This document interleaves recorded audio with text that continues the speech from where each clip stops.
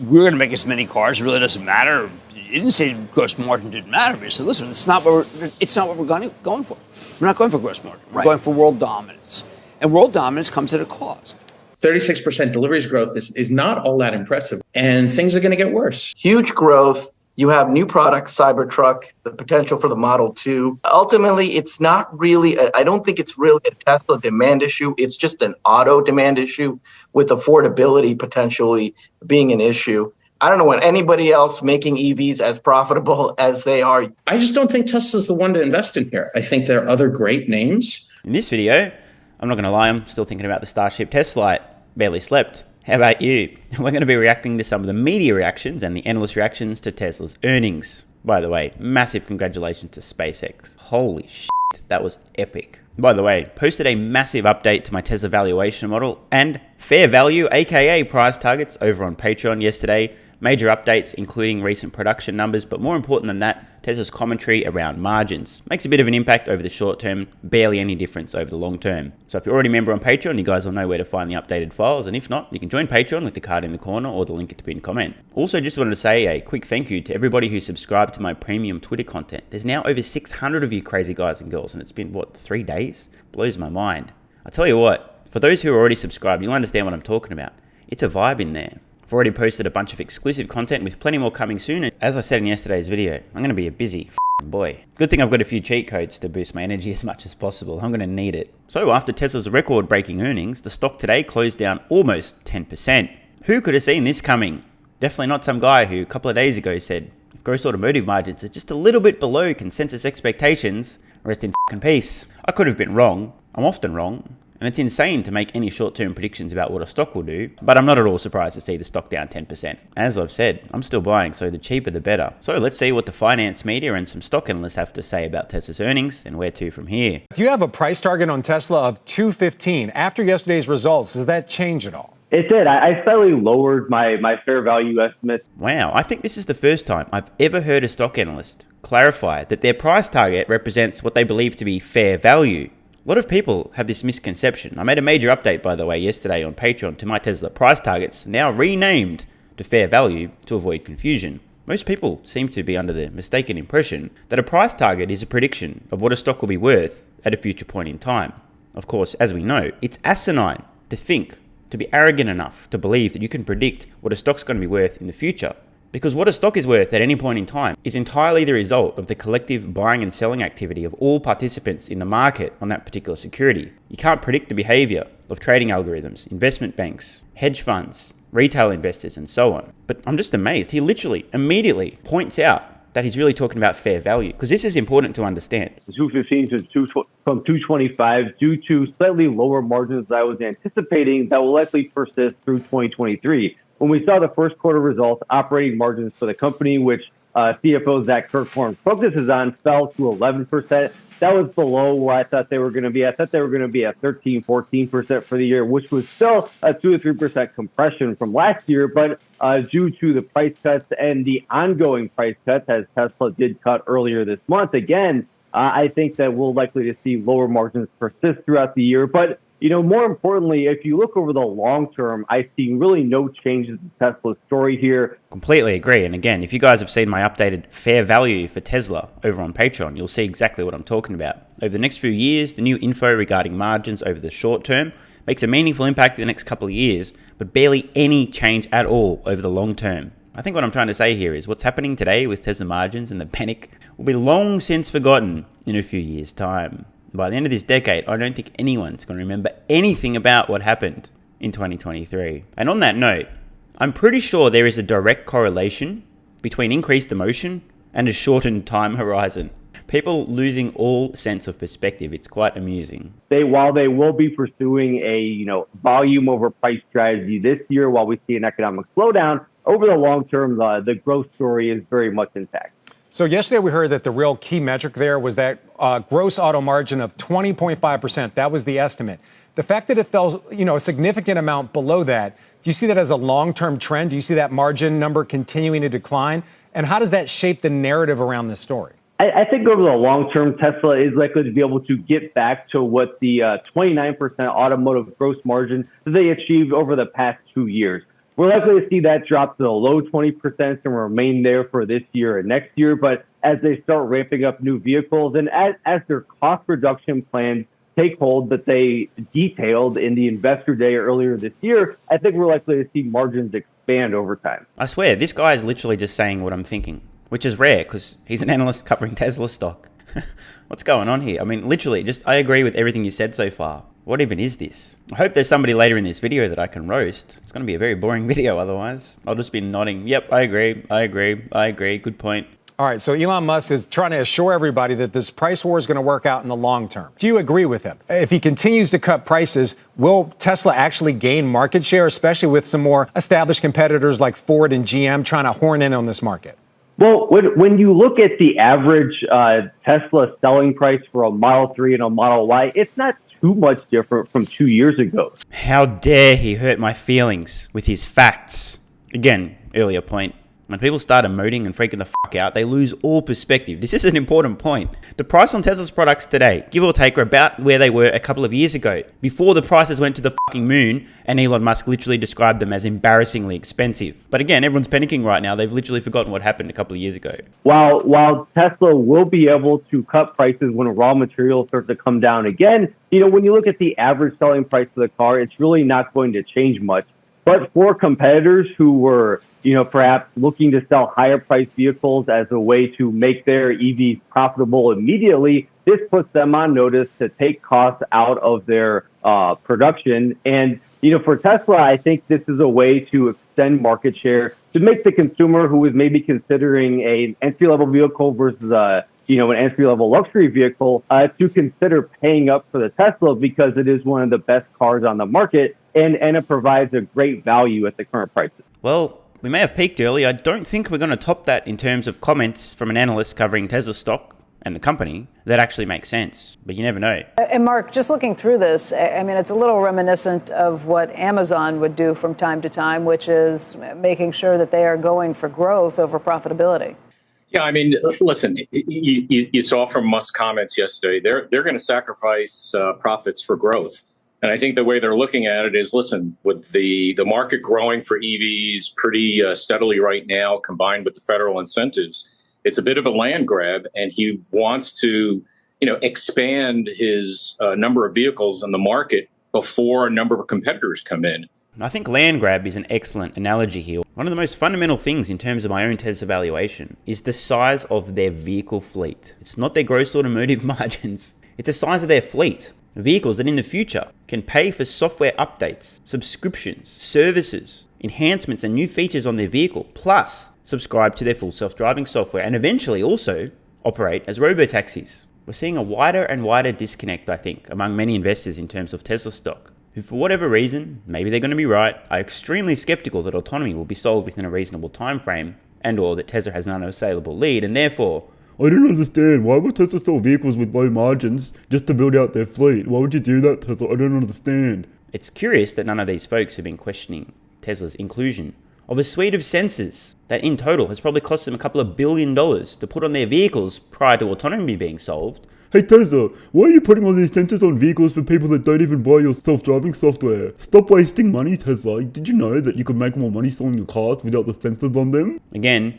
when emotions get in the way, people's perspective seems to shrink. But I just wanted to point that out. Where are all the people getting mad at Tesla for wasting billions of dollars putting sensors on cars that don't need them?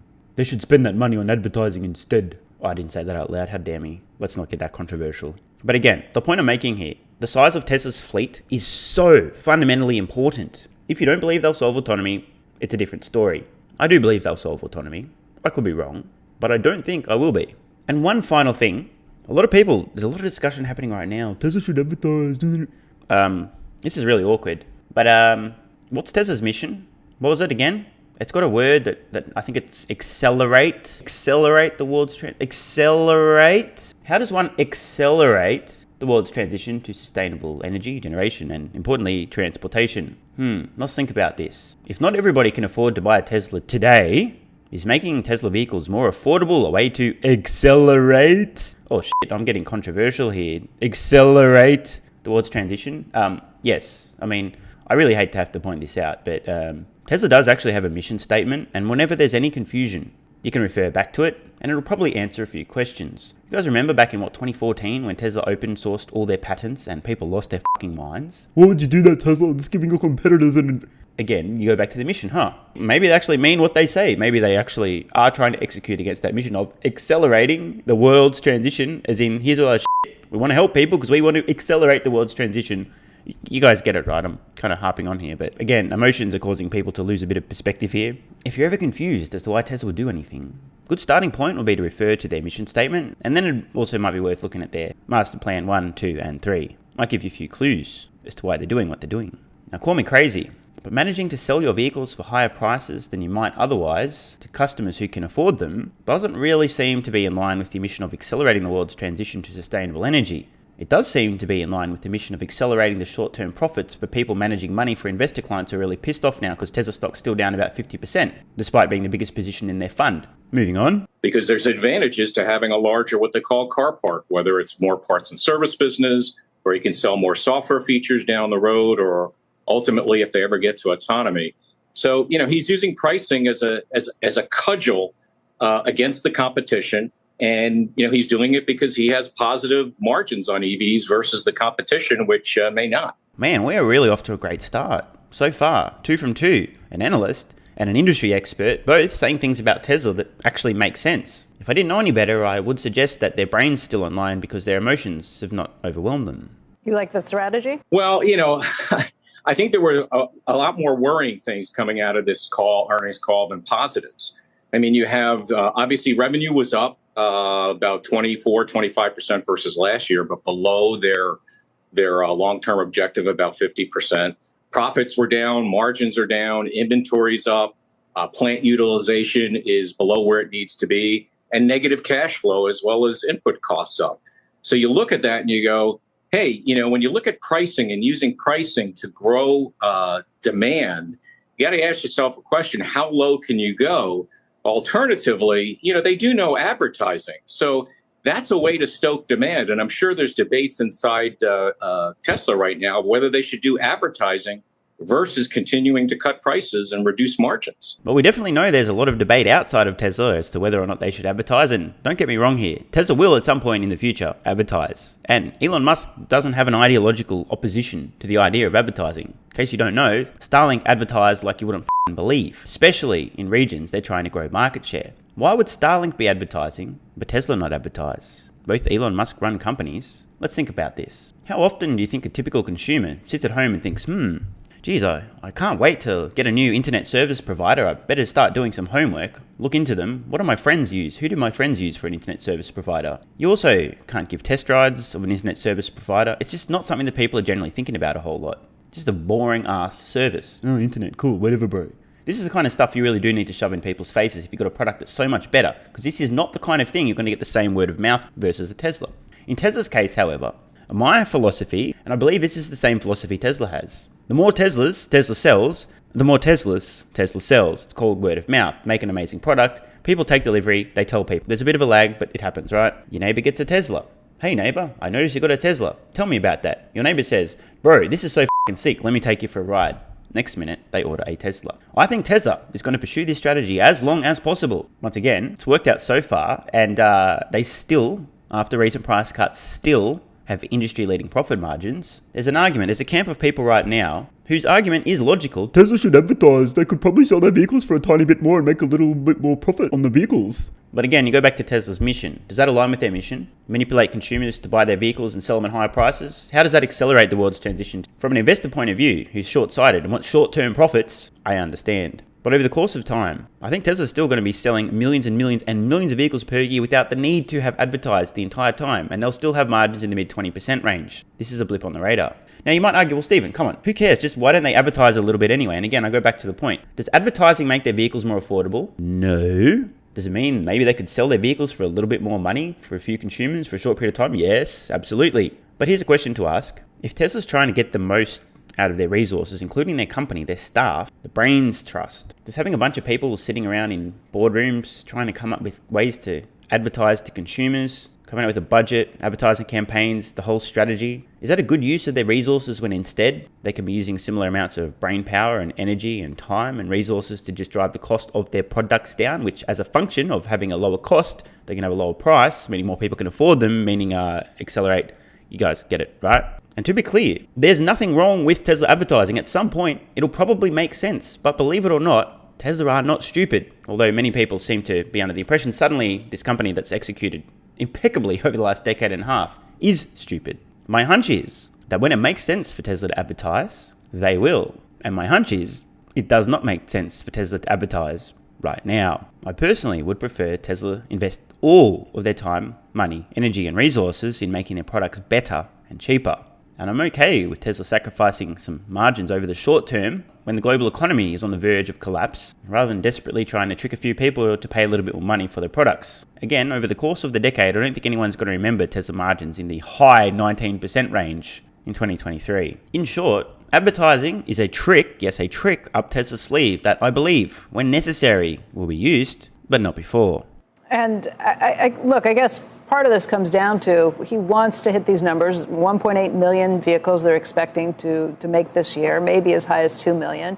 You want to make sure you move those cars, too. And if you have to sacrifice in the short term, is it worth that game, though, I guess? Well, to your point, both what you just mentioned and what Phil mentioned before, they talked about production numbers, 1.8 million, 2 million. You have to talk about actually selling vehicles. And, at the end of the day, I think Elon sounded, if you just stripped off that was a Tesla earnings call, you could, put yourself in a time machine and go back to what the domestic automakers were talking about, 10, 15 years ago about moving the metal. So, there's a certain point in which, you have to keep reinvesting in the business. As you know, they had negative cash flow in the quarter, and they have to invest a lot in their products, expanding their product line. Improving the product line that they have right now. And, they got a lot of capacity going on. So I think from an investor standpoint, you walk away from that call with questions around what is the real EV demand, at what cost, and what's going on with their pricing strategy. Maybe the graphic on screen now might answer Mark's question. What we're looking at here is price points along the bottom in tens of thousands and the potential market share for electric vehicles. You might notice something. As prices come down in a linear fashion, we see an exponential increase in demand. And not just demand, because there's already almost infinite demand for electric vehicles. It's just not demand that can be acted on because there's an issue called affordability. The key to unlocking this pent-up demand, which is already there, it can't be acted on due to affordability issues, believe it or not, is to make the products more affordable. As I tweeted recently, the most important thing to understand about EVs and adoption is costs. As EV costs decline in a linear fashion, the number of people who can afford to buy increases in an exponential fashion.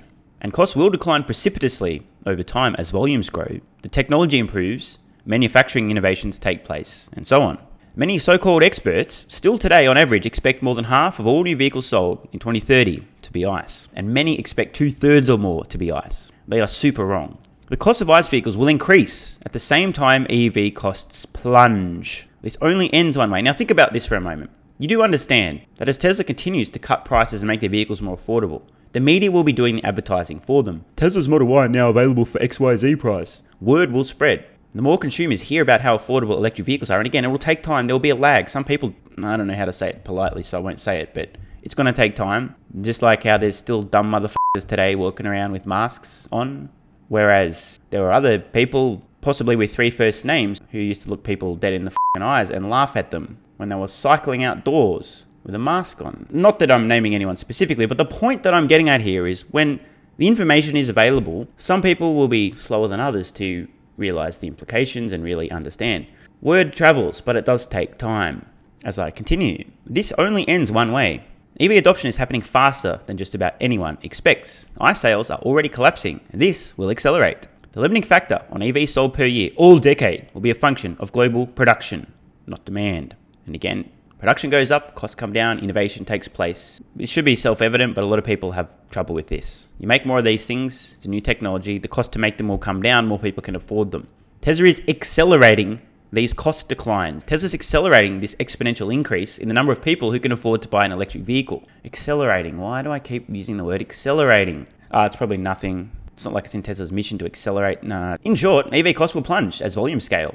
Rest in peace, the entire internal combustion engine vehicle industry. As I said, Titanic, go sink. Tesla's price cuts are the iceberg. You guys understand, right?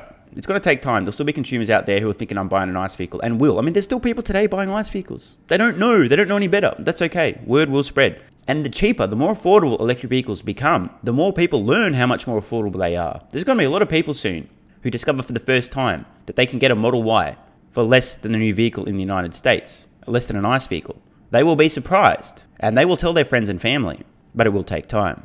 Although, Mark, if you're looking at margins, clearly not the margins the street was anticipating, not the margins Tesla had told them to anticipate of 20% or so, but even at 11%, that's quite a bit better than most of the old car companies. Phil had told us earlier that number is closer to 5 to 6%.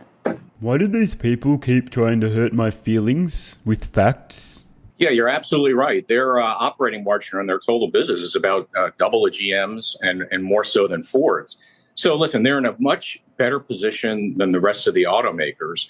But, when you look at the valuation of the company going forward, and a lot of that valuation was based on growth and high margins, the stock's going to react the way it's going to react. But regarding Tesla stock, he's absolutely right. The stock will react like it reacts. But I don't really care about the stock. It's irrelevant. What I care about is the company, their execution, their data lead, their vehicle fleet, their technology, their pricing power, their production capacity. It's quite interesting. And by the way, I'm not judging here, but many people who own Tesla stock care more about what the stock is doing than what the company is doing. In fact, I would argue the vast majority of people who own Tesla stock care more about Tesla stock, what Tesla stock is doing, than what Tesla, the company, is doing. From a competitive standpoint, they are in a much advantageous position. But keep in mind, the established automakers are coming out with a lot of good products. They know how to drive scale and reduce costs over time. And I think the real winners out of this are obviously consumers.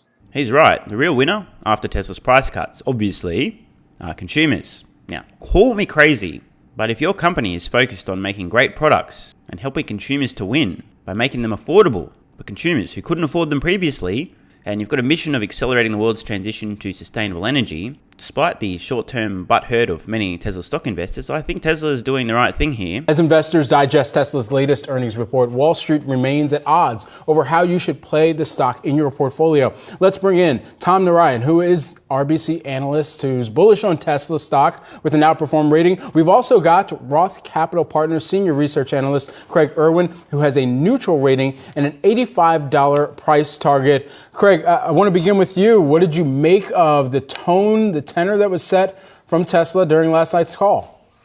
It really wasn't a big surprise for us. We've been consistent for a long time saying that 100 new EVs on the market in 2023, EV models from competing producers, there's going to be significant pressure. So there was a correction the back end of last year when they hit a demand air pocket and when obviously the consumer got a little bit weak for them. Wall Street got a little too bullish. And, it's a growth stock, so they know they have to keep that growth rate up. 36% deliveries growth is not all that impressive when they're guiding for 50. So the question is Craig Irwin that dumb, or is he just being dishonest and deceptive? We know Tesla has a compound annual growth rate target over a multi-year horizon of over 50%. They made it explicit in their previous earnings report for the morons on Wall Street who don't know how to read words that have been consistent for the last couple of years. Now suddenly, people are magically pulling this 50% number, this 50% compound annual growth rate over a multi-year horizon, plucking it out of thin air, ignoring the multi-year horizon part, ignoring the average, and just deciding that if there wasn't 50% this quarter or this time interval, whatever serves my narrative, they're falling short of their own target, which is not true. This is just dishonest. Surely Craig's not that dumb. So why would he say this? Why do people keep saying this? I don't get it. Really it was only 18 on the top line. Net income declined by 23%. I'm looking at this and I'm saying, the 230 basis point miss on margins, is not a huge surprise. And things are going to get worse. It's a great company, great products. Love the fact that they pioneered this market. But there's a lot of other companies that are going to be successful here too. And the valuation is egregious. Just the move today, 9% more or less, is about the entire size of Ford's market cap, to put it in perspective. So egregiously overvalued, not unexpected, and quite bearish for the equity. But I think the sector is going to do very well for the long run. Tom, let's get you in here because you did lower your price target, but you're still at 212. You're still at an outperform for the stock. So clearly you don't think it is egregiously overvalued here. Do you, though, see deteriorating demand for Tesla vehicles? I think that's ultimately what everybody wants to know, right? It's easy to get kind of caught up in a specific earnings quarter and kind of lose sight of the bigger picture. And I think what happens here is, is there underlying demand problems at Tesla? I don't think this is enough evidence to suggest that. And the reason is, look at the overall auto industry. This is the biggest fear right now happening, is that pricing has to come down. From 2016 to 2019, pricing was up 9%. From 2019 to 2022 was up 37%, right? So I think Tesla is just being the first one out the gates to cut pricing. Remember, pricing went up a lot in 2022. How rude. More facts. That hurt my feelings. How dare he bring up the fact that there was a surge, an unsustainable surge in automotive prices recently. How dare he point out that prices are actually just coming back to where they should have been How dare he? It doesn't suit my narrative. How rude. This guy's got bad manners. How dare he hurt my feelings with more facts? Others are going to follow. The other thing is they're targeting the ICE market, not just EVs. They made that very clear on the earnings call yesterday. And it's a volume story and a growth story, as you pointed out, right? Name any other automaker going from 1.2 million to 1.8 million units this year. My butt hurts so much right now. This guy, just too many facts. It's uncomfortable. My butt was not ready for this. Huge growth. You have new products, Cybertruck, the potential for the Model 2. Ultimately, it's not really, I don't think it's really a Tesla demand issue. It's just an auto demand issue with affordability potentially being an issue. I don't know when anybody else making EVs as profitable as they are. You pointed out Ford, what did they just announce what their EV margins are? They're very much dilutive. So Tesla has the ability to cut pricing. And I actually think that other automakers are inevitably going to have to follow suit. Tom, I want to stay with you for a second. What pricing do you believe that the Cybertruck is going to need to come in at in order to hit some of your own targets that you have for the stock, for the company as well? Yeah, I think it's going to come out at pretty strong pricing. There are rumors that it could actually come out being actually not that high. I think it has the ability to come out in the 50, 60,000, maybe even higher range, but he may actually come out at that 50 level, maybe even below. It's unclear. But, ultimately, this is a segment that they're completely not in. And in the U.S., it's a ginormous market opportunity for them. We've heard reports of what orders are potentially for Cybertruck. And we understand that how they're making this is completely different than how they make any other vehicle that they have. So it has a cost advantage as well. So it's unclear on cost, but I think it could come in actually below what a lot of folks think. And I don't think it needs to be all that high. Again, you pointed out early on, this is really a play for them to get the fleet as big as possible so they can sell other products, FSD, Autopilot, etc. 4 words. This guy gets it. So at the end of the day, the subscription revenues you collect from that come at massive margins because it's R&D that you can scale out. And then you can offset price cuts really easily. So that whole autonomy point with greater volumes, I do think that's been missed on the market. And Elon said it a couple of times that it's probably the most profound thing he said on that call. And I do think that there's a very good chance that in the future, maybe not tomorrow, this will wind up being the biggest takeaway from this call, their ability to monetize on autonomy. I want to dig more into autonomy in a bit, but first I want to linger on the Cybertruck for a moment, Craig, and get your take, because I look at that thing, which is now years late. It looks like something out of Mad Max. I don't know what is the real market for this thing when it actually hits the market, if it hits the market? Is it going to be a bust or is it going to be this huge thing? Let's get real, right? Let's get real. The only way they're going to have a sub $50,000 Cybertruck is a two-wheel drive truck. How many trucks sold in America are two-wheel drives? It's just not going to happen. The pricing of this thing is probably going to end up being, $70,000, $80,000, $90,000 for the four-wheel drive version. I have a very hard time seeing that being a compelling product in the market. The reservations numbers they've shared with us are based on a $100 deposit, which is almost like a joke. It's not based on thousands of dollars in deposits where you've really got skin in the game. I'm skeptical. I'm not a big believer in the Cybertruck. I love their willingness to step out and do something innovative. But if that's what people want to hang their hat on, so be it. I just, I don't think you're going to sell a lot of two-wheel drive trucks in America. Craig, I'm reluctant to call shapes innovative. It's a pentagon on wheels. Let's be real. With unbreakable glass, right? So depending upon what you throw. I hate to have to do this. Never like to punch down, but this guy clearly has a very, very small brain. And I really mean that. I'm not being demeaning, I'm just observing. If he doesn't understand that this is an entirely new way of designing and manufacturing a vehicle, he suggests there's nothing innovative about it, he's actually just really dumb. Don't know how else to say it. Literally everything about the Cybertruck in terms of being a vehicle is innovative. Then again, I mean, he's on Yahoo Finance. Name kind of sums it up, right? Honestly, I'm skeptical. I'm skeptical about the Cybertruck. This mini car it was supposed to be launched in 19. The reason they didn't launch it in 19 is the margins would have been massively dilutive. That's why we saw this dog and pony show at the most recent analyst day where they're talking about modular manufacturing. That's not unique.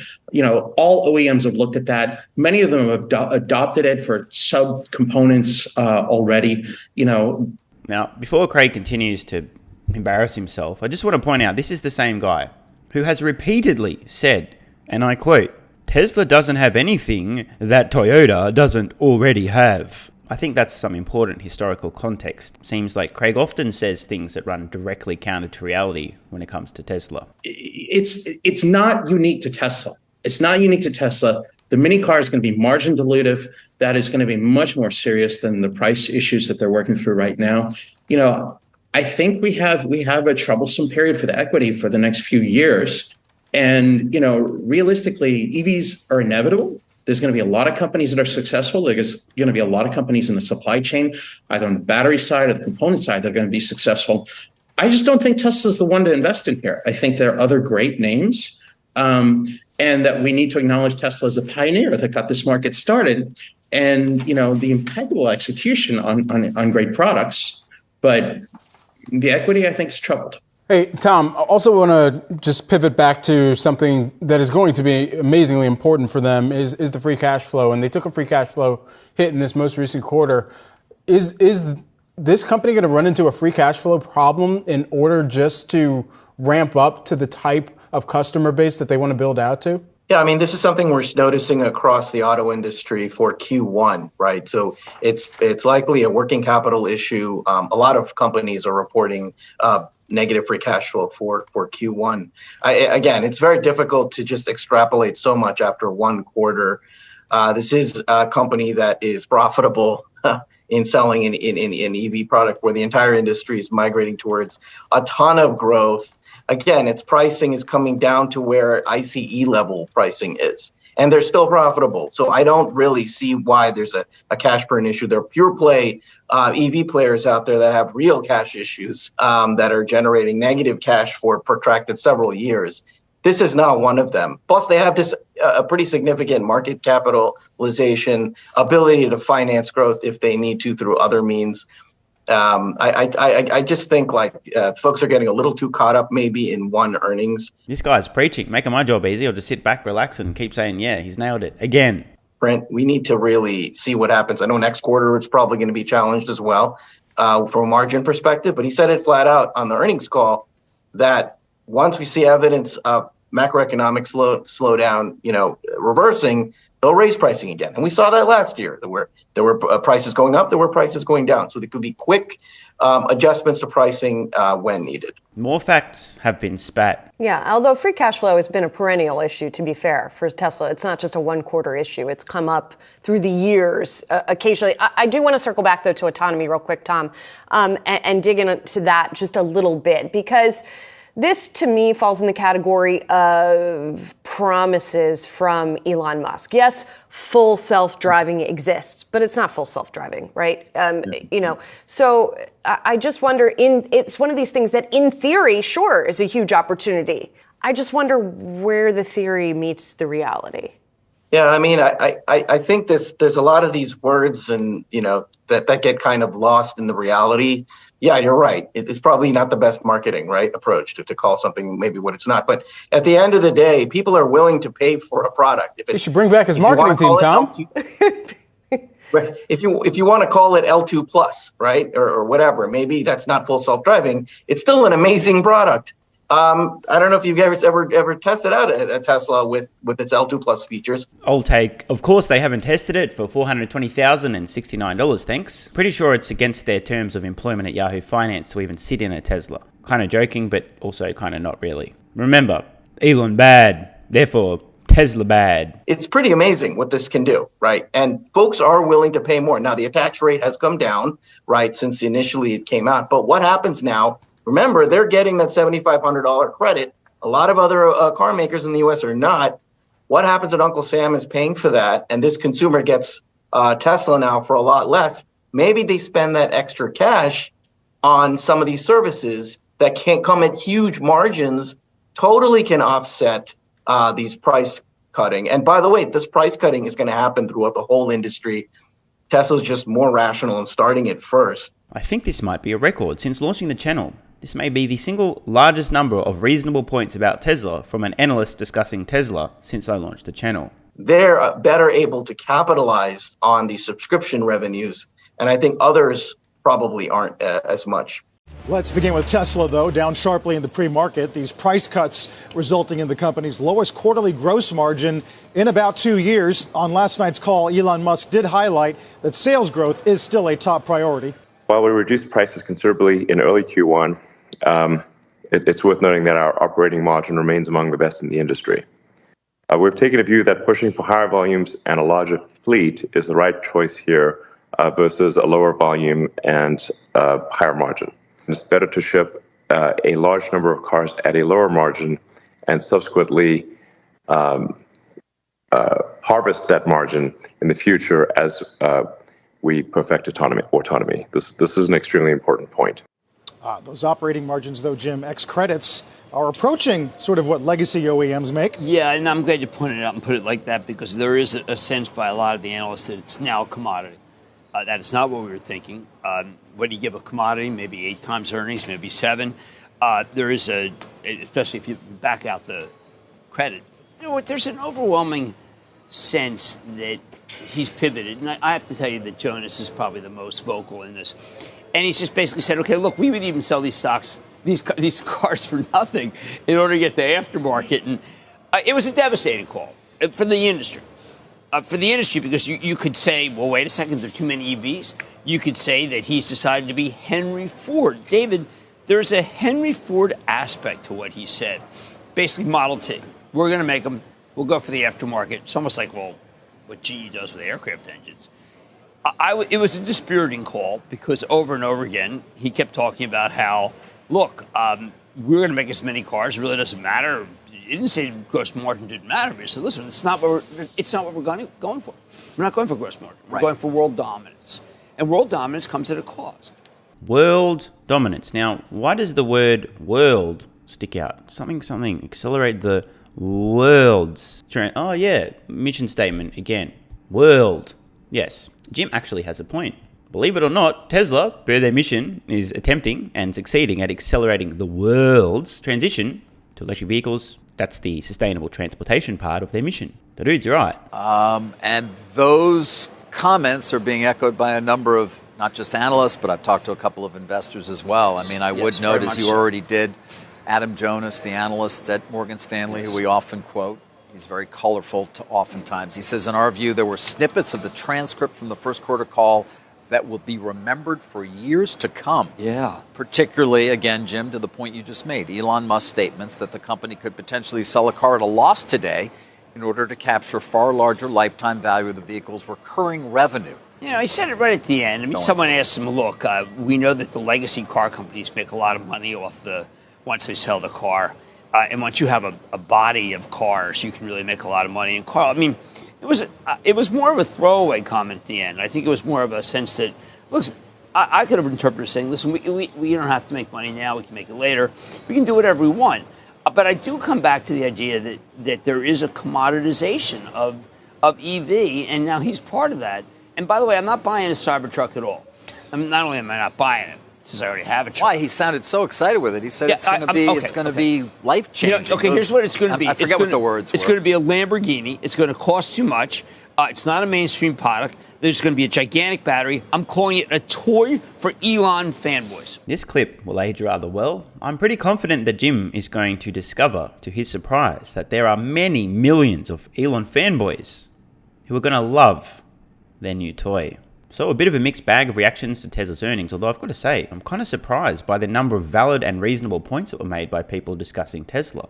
Bizarrely, not everybody is overcome by emotions, and not everybody's investment horizon has shrunk to 3 milliseconds. And as we know, hope's not a strategy, but I do hope that Tesla stock remains around these levels for quite a while, because like I said, I'm still buying as much as possible with all of my spare cash. And now, if you'll excuse me, I have some exclusive content to record for my Twitter subscribers and for my Patreon subscribers, and no, it's not the same content, it's different.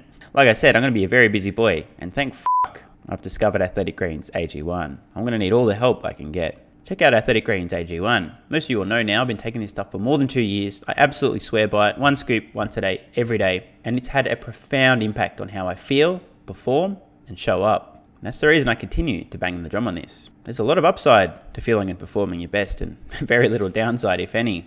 An impeccable diet will only get you so far. AG1 is packed full of 75 high-quality vitamins, minerals, and whole food source nutrients. And in addition to that, it has digestive enzymes, prebiotics, probiotics, and adaptogens to help you deal with stress. Promotes gut health, boosts immunity, and meaningfully increases energy, at least in my experience and that of almost every single person who's tried it. Plus, if you head to athleticgreens.com/SMR or use the link in the pinned comment, you get a 1-year free supply of vitamin D3 and K2, and you'll be well on your way to feeling and performing your best. I think one way to describe Athletic Greens AG1 from my own experience has been like turning the difficulty level on life down just 1 or 2 notches. More energy means everything's easier, and you've got more capacity to do what you need to get done. No need to take my word for it. Here's what some of you guys and girls have to say. On screen now, a bunch more testimonials. If you guys want to read them all in detail, go for it. But there are a lot of recurring themes here. More energy, more motivation, more exercise capacity, better recovery from exercise, positive impact on mood, sometimes even cognition. Some people finding it's improving their sleep. Others finding some assistance with long-standing health issues. And interestingly, and no doubt due to the adaptogens to help you deal with stress, a lot of people are mentioning that they're seeing a reduction in anxiety, including the example on screen now. Female viewers saying it's helping alleviate some of the symptoms of their period and meaningfully increasing libido. Many folks feeling more motivated, more ambitious, more driven, getting more done, more switched on at work. Improved mental game, reduced social anxiety, not just overall anxiety. And I think this one on screen right now really sums up my own experience. This person leaving some feedback. Despite turning 40 years old in June, they're now feeling like they're in their mid-20s. And this sums up my experience precisely. I literally feel like I'm 20 years old again. I don't look it, but I really do feel it. So what are you waiting for?